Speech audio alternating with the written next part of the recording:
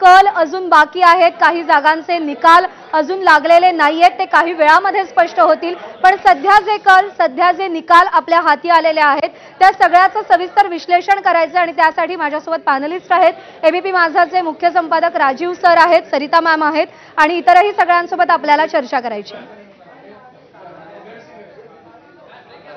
केतकर, या सगळ्या आता म्हणजे सकाळपासून जे काही निवडणुकीचं ज्या पद्धतीनं निकाल येत आहेत आणि खूप धक्का देणारे, खूप नवल वाटवणारे असे निकाल आहेत, मुख्यत्वे उत्तर प्रदेश आणि बंगालच्या बाबतीमध्ये।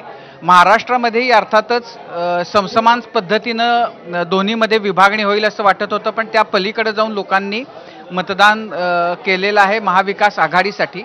या सगळ्याकडं म्हणजे एक पॉलिटिकल अनालिस्ट म्हणून आणि काँग्रेसचे माजी खासदार म्हणून दोन्ही दृष्टीने तुम्ही कसं बघताय?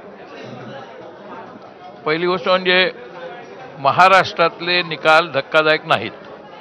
महाराष्ट्रातले निकाल हे अपेक्षेप्रमाणे आहेत। सर थोडंसं थांबवते, सध्या सुप्रिया सुळेंची प्रतिक्रिया समोर येते, तीही आपल्याला पाहायची। सध्या नारायण राणेही बोलल्या, मतदारांचे मी मनपूर्वक आभार मानते आणि उद्या मी बारामतीला जाणार। चला पक्षाच्या ऑफिसमध्येच निघालो।